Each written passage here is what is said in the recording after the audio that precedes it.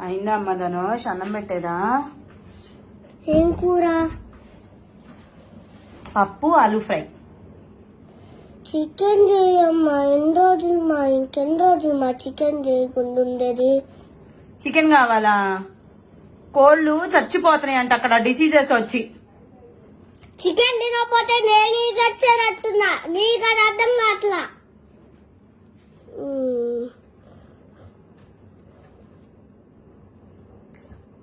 నువ్వు పో అమ్మా. నువ్వు వెళ్ళి తినిపో పప్పు. నాకొద్దులే